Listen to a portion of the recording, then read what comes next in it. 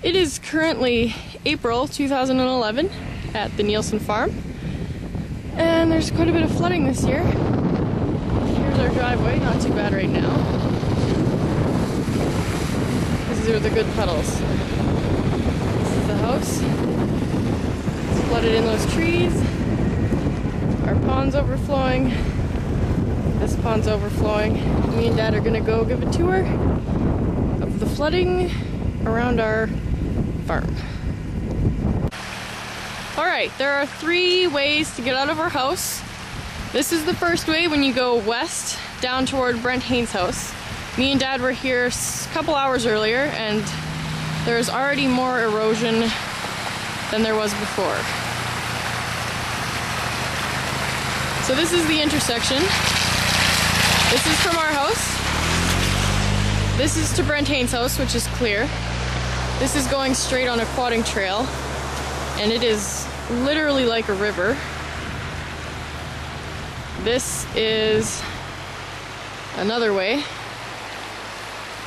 The lake is literally halfway across the road, and it is eroding and becoming a slight waterfall.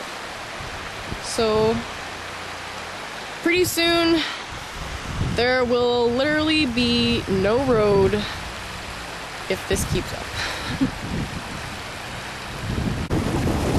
Alright, this is the second way out of our house. This used to be the road right here, but because of all this water, all the way over here and all the way down there, they have built a river in the road. This is the road. And now we have Saskatchewan's very first waterfall. So, definitely no driving through there. That is not a good idea. Alright, so this is the best way to get to town currently. It is originally a little pond over here and a little pond over here. We've merged into one pond over the road. So this is the way we've been driving to town lately, since the other one is literally undrivable. And the car made it through it once today, but it was iffy, and it definitely can't leave the house anymore. So we're gonna wave Dad over and watch him drive through it. Alright, here we go.